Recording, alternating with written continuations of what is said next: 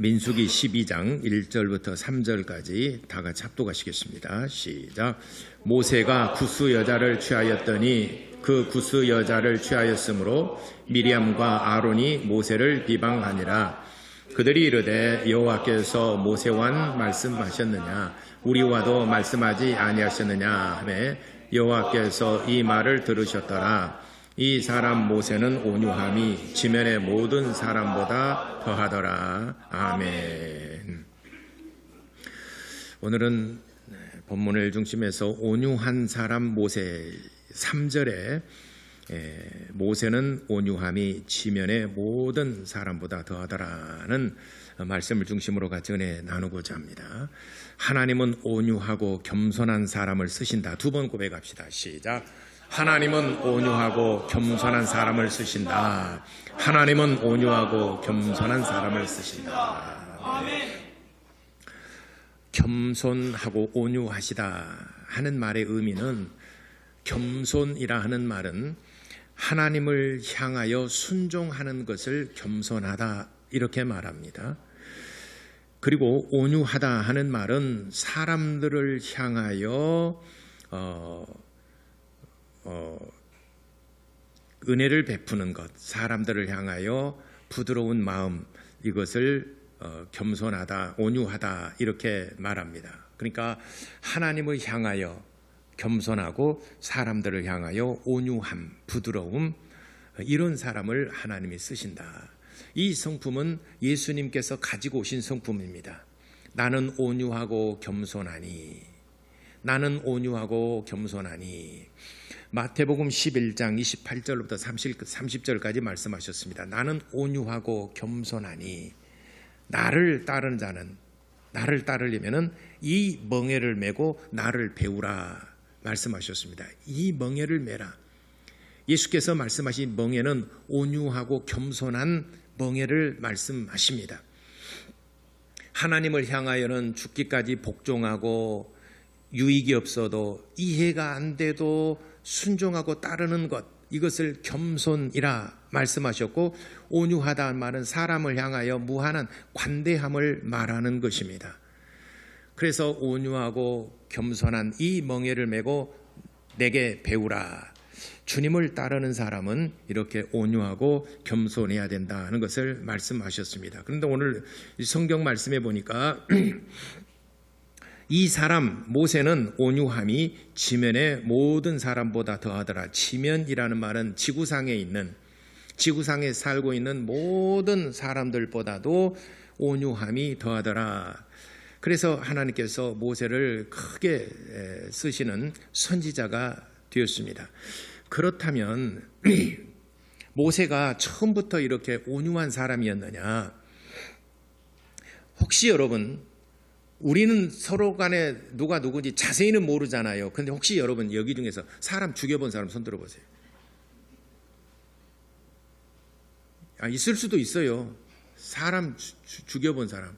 아니 진짜 사람을 말로가 아니라 마음속으로도 아니고 진짜 사람 패갖고 죽여본 적 있느냐고요. 없지요. 여러분들은 다 온유한 사람이에요. 그렇게 사람을 죽일 만큼 배짱이 없는 사람들이에요. 근데 모세는 사람을 죽여본 사람이에요. 출애굽기 2장 11절로부터 보게 되면 히브리 사람과 애굽 사람 사이에 분쟁이 일어났어요. 당시에 히브리 사람은 애굽의 노예, 종들이었습니다. 애굽 사람은 그를 부리는 주인이에요. 근데 이 애굽 사람이 히브리 사람들을 혹독하게 일을 시키고 또 무력을, 굉장히 압력을 가했습니다. 이것을 모세가 봤습니다. 모세가 보니까 나와 내 동족들을 저렇게 너무 가혹하고 너무 혹독하고 형평성에 맞지 않게 저렇게 혹독하게 하는 것을 보고 애굽 사람을 죽여버렸습니다. 그리고 모래에다가 그를 파묻어버렸습니다. 시체를 유기했습니다. 이거는 정말 큰 죄입니다. 노예를 죽이는 것도 큰 죄입니다. 노예는 그 집안의 큰 재산이거든요. 노예는. 하물며 애굽 사람을 죽여서 시체를 그대로 유기해 버렸다. 히브리 사람도 봤고 애굽 사람도 봤습니다. 이 말이 바로의 귀에 들어갔습니다. 모세를 당장 잡아들여라. 내가 그를 죽이리라. 모세를 잡아들이라고 그랬으나 모세가 두려웠어요. 바로 공주의 아들이었지만 사람을 죽인 것에 대해서는 그 책임을 져야 되기 때문에 두려운 겁니다. 그래서 그 길로 애굽을 떠나서 도망가 버렸습니다. 얼마나 무서웠으면 도망가 버렸겠습니까? 사람을 죽인 죄가 예나 지금이나 가장 큰 죄악입니다. 그래서 미디안 광야로 갔습니다. 더 이상 애굽 사람이 추격하지 못할 미디안으로 갔습니다. 미디안에서 거기서 광야에서 좋은 사람을 만났어요. 바로 이드로라는 사람을 만났습니다. 이드로는 그 지역에 참 경건하게 사는 사람이었습니다.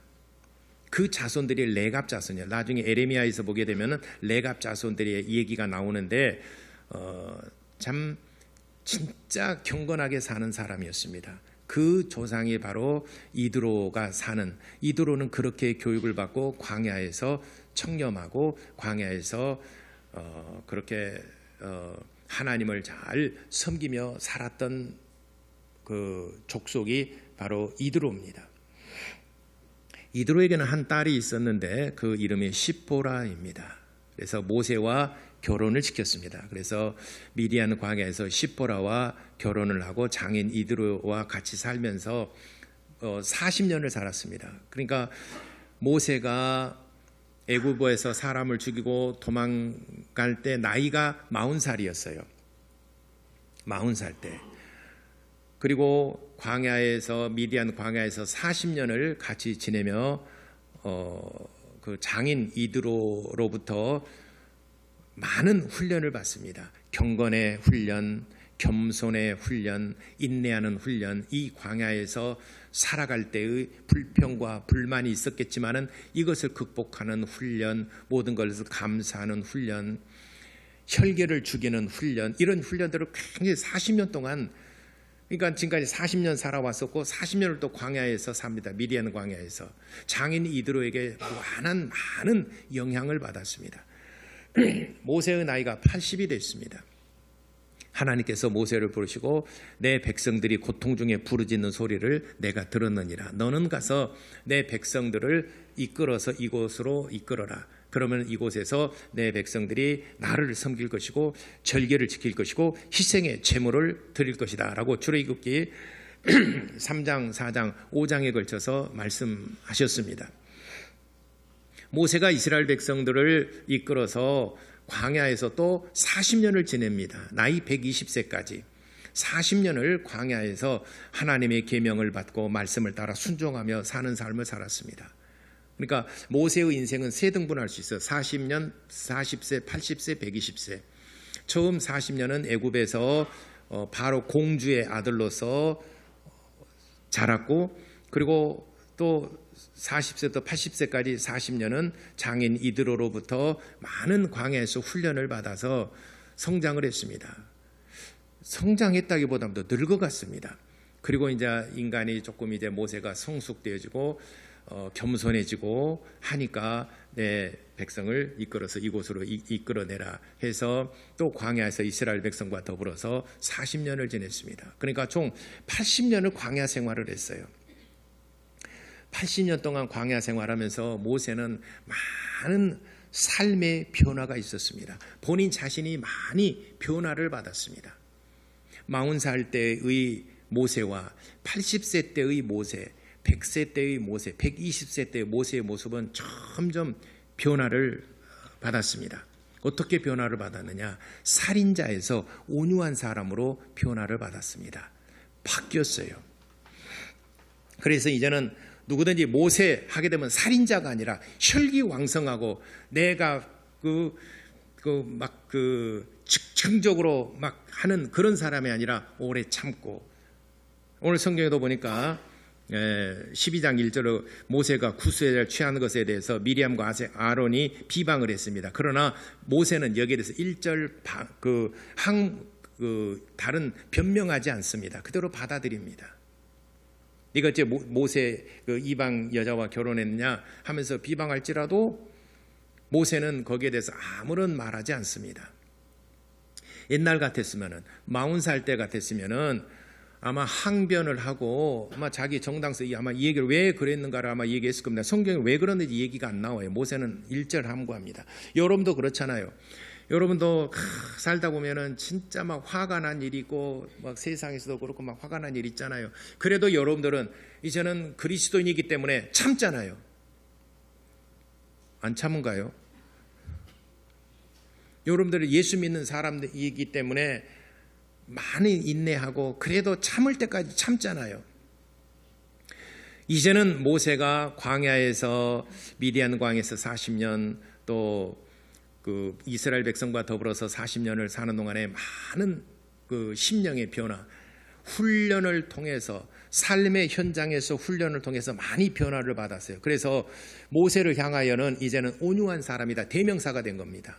처음부터 온유한 사람이 아니에요. 온유한 사람의 대명사가 된 겁니다. 그래서 오늘 성경 본문의 3절에도 이 사람 모세는 온유함이 지구상의 모든 사람보다 더하더라 이렇게 성경에도 기록하고 있습니다. 이 성경이 이렇게 기록할 만큼 모세는 많이 변화된 삶을 살았습니다. 온유한 사람이 됐다. 온유한 사람이란 말은 약함이 아니라 절제된 사람을 말하죠. 약한 사람이 아니라 내가 저 사람 참 온유하다.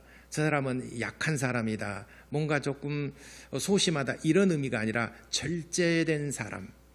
나도 할 수 있지만 나도 화낼 수 있고 나도 할 수 있지만 절제된 사람. 모세가 과거에는 사람을 죽인 사람이었어요. 그렇지만 이제는 절제된 사람. 절제하는 사람. 이 사람을 온유한 사람이다. 이렇게 말하는 겁니다. 여러분들도 여러분이 여러분 자신을 얼마나 알고 계십니까? 여러분 MBTI 검사 요즘에는 MBTI 얘기 못하면은 올드한 사람이라고 그래요. 나이 든 사람은 MBTI가 뭔지 잘 모르죠. MBTI가 나 참 뭔지 모르겠다 하면서 여러분들 벌써 이제 올드한 사람이 됐다는 거예요. MBTI 다 아는 사람은 그래도 아직 젊게 사는 사람입니다. 누가 MBTI 물어보면 이제 이렇게 얘기하죠. 근데 저는 INTJ인데요. 전국 세계적으로 다 나가는데, 저는 몇 년 꽤 오래 전에 저는 이제 성격이 좀 바뀌었으면 좋겠다라고 하는 것이 있었는데 T가 F로 좀 바뀌었으면 좋겠다. 그래서 기도도 많이 지금도 기도하고 있습니다. 기도를 왜냐하면은 우리 목사님들 이제 목사님들 참 만나게 어떤 목사님은 참 대접하고 섬기기를 잘하고 뭐 이런 사람이 있어요.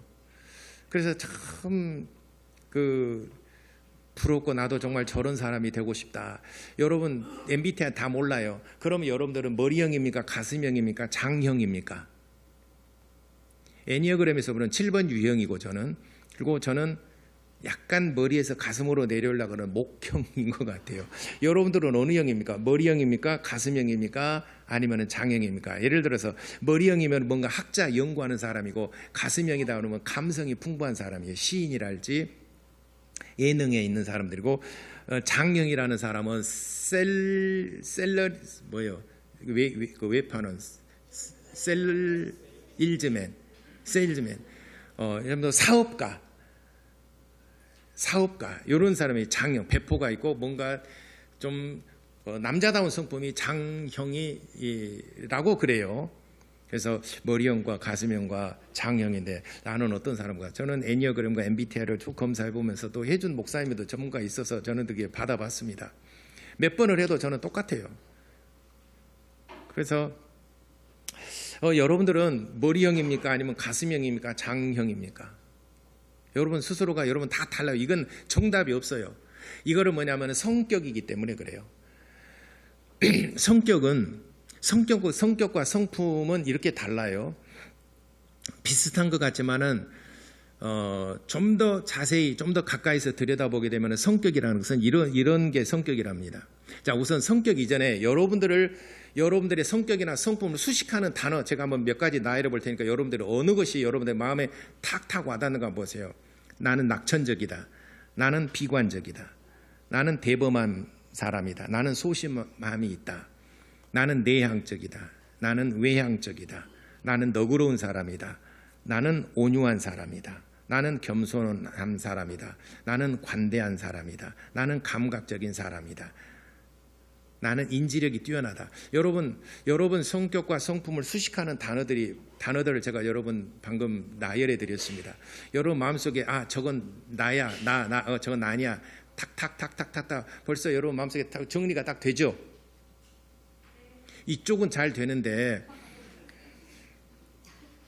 성격은 이런 게 개인이 가지는 고유한 성질이에요. 개인이 가지는 타고난 개인의 개인을 개성을 특정짓는 고유의 본질이나 본성을 이건 변하지 않습니다. 개인이 가지는 고유한 성질이에요. 이거는 개성을 특정짓는 고유의 본질이나 본성이에요. 타고난 것이다 이 말이죠. 이런 것은 이를 수식하는 단어가 아까 낙천적인 사람이냐 비관적인 사람이냐, 또 대범한 사람이냐 소심한 사람이냐, 또 내성적이냐 외향적이냐, 이런 사람, 이런 단어들, 성격을 수식하는 단어들은 이런 단어들이라고 합니다. 성품이라는 것은 사람의 성질과 됨됨이, 사람의 됨됨이, 여러분 학교에서 많이 배우잖아요. 사람의 됨됨이, 그리고 성질의 품격을 말하는 거죠. 성질의 품격, 이를 수식하는 단어가 너그러움, 온유함, 겸손, 관대함, 이거는 후천적으로 만들어지는 것입니다. 어린애들 아주 깐난이들 있잖아요. 어린애들 관대함이 많습니까? 아니면은 욕심이 더 앞섭니까? 베풀어 주는 것이 많습니까? 아니면 내 것 소유하는 욕심이 더 많습니까? 그런 것들이 성격이고, 훗날 나중에 부모님이나 또는 친구나 이런 관계 속에서 또는 교회 다니면서 관계 속에서 뭔가 덧입혀지는 것, 뭔가 거기에서 발전하는 것, 후천적으로 이루어지는 것, 이거를 성품이라고 말합니다. 성품. 그러니까 이런 성품을 수식하는 것, 너그러움, 우리는 본래 그렇지 못했어요. 그리고 온유함, 본래 그렇지 못해요. 겸손함, 우리는 별로 본래 그렇지 못해요. 관대함, 거리가 먼 단어들이었습니다. 그러나 이런 단어들이 우리에게 점점 다가오고 있다 이 말이죠.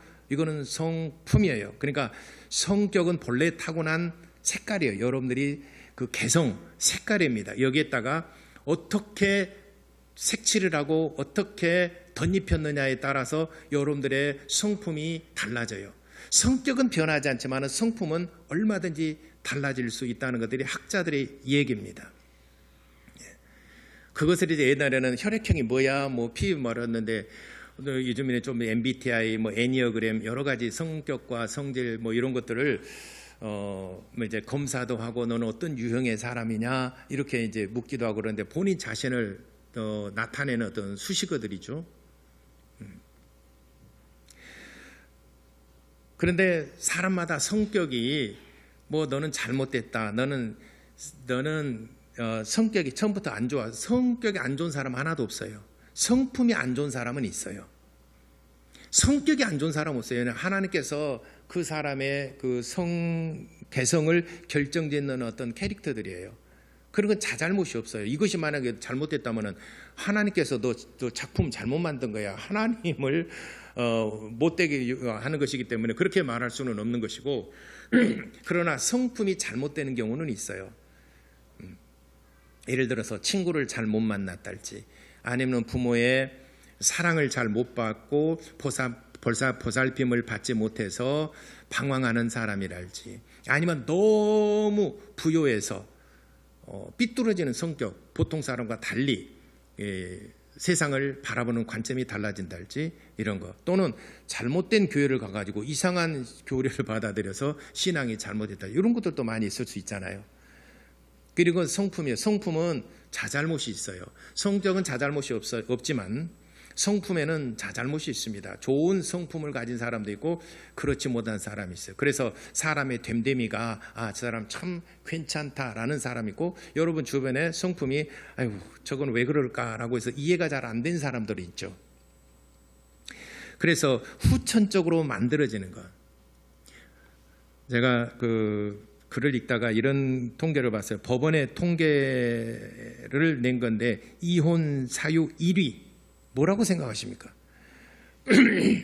법원에서 통계자를 그러니까 이혼 사유 1위 뭘까요? 어떻게 아세요? 나는 나만 안 건 줄 알고 나는 진짜 귀한 자료로 딱 가지고 왔는데 여러분 다 알고 있다면 이건 별로 귀한 자료는 아닌데 나는 경제적인 문제 이럴 줄 알았는데 경제적인 문제도 크죠. 근데 성격 탓이래요. 왜냐하면 성격을 그대로 방치해 놓았기 때문에 좋은 성품으로 발전하지 못한 사람이에요. 그러니까 사람과 같이 융합하고 화합하고 배려하고 아까 성품이 그랬죠. 너그러움, 온유, 배려, 겸손, 관대 이런 것과는 거리가 먼 사람. 이게 성품이 좋지 않은 사람이죠. 이게 성격이 그대로 가지고 있어서 잘못된 성품으로 가지고 간 거죠. 이런 사람들이 나중에 이혼 사유 1위 성격 탓이다. 이렇게 법원에서 통계를 발표를 했습니다. 경제적인 문제보다도 우리는 사람과 사람들이 만나서 사는데 돈 문제보다도 먼저는 마음이 먼저 맞아야 된다는 것을 의미하는 것 같습니다. 그래서 모세의 경우를 보게 되면 모세는 처음에는 성격이 급하고 그러니까 한마디로 단편적인 면을 보자면 출애굽기 2장 11절로 12절까지 그 두 구절을 보게 되면 사람을 죽이리만큼 성격이 급하고 불같은 사람이에요. 불의를 보고 못 참는 사람이에요. 물론 그 행위가 불의를 보고 우리 동족들을 괴롭히고 학대하는 걸 보고 못 참아서 그를 죽였어요. 어찌 보면 굉장히 정의로운 것 같잖아요. 예수님을 죽이고자 할 때 칼을 빼서 그의 귀를 잘라버렸다. 어찌 보면 정말 정의로운 사람이잖아요. 여러분들은 그럴 용의가 있습니까?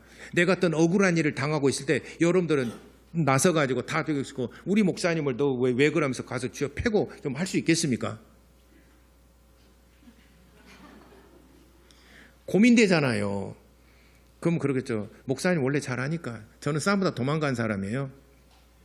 싸우다가도 도망간 사람이고 저는 그렇게 싸움을 잘 이렇게 하는 사람이 아니어서 누군가가 나타나서 나를 참 막아서고 우리 목사님을 감히 그럴 수가 있느냐라고 막아설 수 있는 사람. 모세는 그런 사람이었어요. 동족들이 핍박을 당하고 부당하게 압제를 당하는 것을 보고 참지 못하고 죽였어요. 칼빈도 그랬습니다. 칼빈도 58명을 죽였어요. 이건 기록에 나와 있는 얘기예요. 58명. 대표적인 사람이 세르베투스라는 사람을 죽였어요. 이름까지 나와 있어요. 세르베투스라는 사람을 죽였어요. 삼위일체론 때문에 세르베투스를 죽였어요. 세르베투스가 나중에 이거를 사과를 하고 철회를 했지만은 신성 모독했다라고 그래서 내 아버지, 내가 섬기는 하나님을 너는 모독했다라고 그래서 세르베투스를 화형시켜서 죽여버렸습니다. 이렇게 죽인 사람에서 58명을 죽였어요. 칼빈이. 사람 죽인 건 비록 잘못된 거지만은 그의 마음의 정의로움은 여러분들도 그런 불타는 마음을 가지고 있느냐 이 말이죠. 내 하나님을, 내가 섬기는 하나님을 누군가가 야 하나님이 거기서 하나님이 밥 먹여줘? 교회 가면 밥 먹여주냐? 이런 식으로 교회, 주님의 몸인 교회를 비방하고 하나님을 비방하고 한다 그러면 여러분들이 멱살을 잡고서라도 내가 믿는 하나님을 네가 왜 네가 비방하고 그래 하면서 여러분들이 그럴 용기가 있느냐 이 말이죠. 사실 없잖아요, 우리는. 그러나 모세는 이런 것에 대해서 열정과 정말 동족에 불타는 사람이었습니다. 성격이 급한 사람이에요.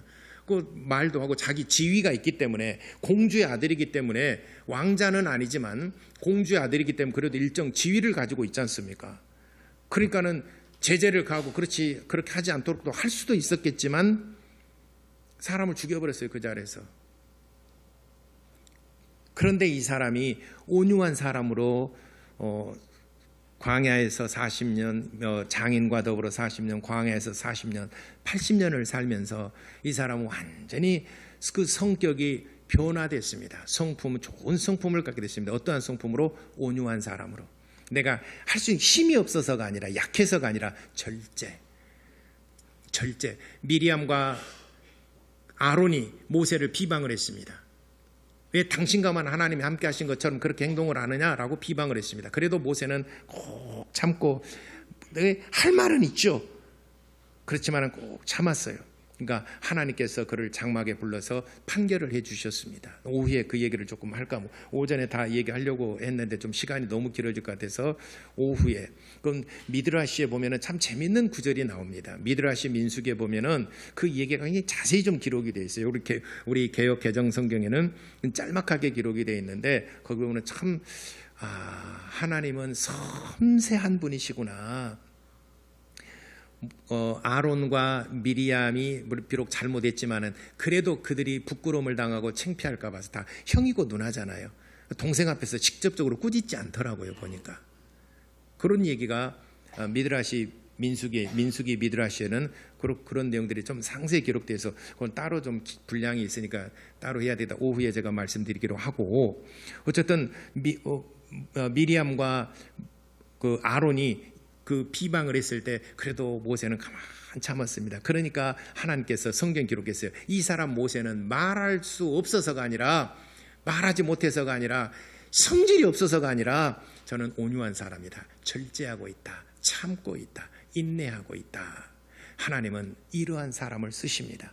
내게 능력이 있고 할 수 있지만은 참고 억제하고 이걸 참 억누르고 하는 사람.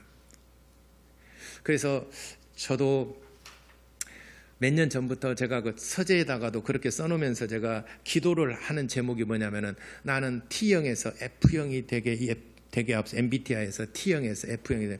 T는 thinking이에요. 생각, 사고. 그 다음에 F형은 feeling, 감성적인 사람. 그러니까 머리형이냐 가슴형이냐 해서 나는 가슴이 따뜻한 사람, 온유한 사람, 너그러운 사람이 되고 싶다라고 하나님께 기도합니다. 이건 후천적으로, 나는 본래 MBTI는 선천적으로는 T예요. thinking이에요. 그렇지만은 나는 이제는 F형이 좀 되고 싶다. feeling, 감성이 좀 있고, 다른 사람은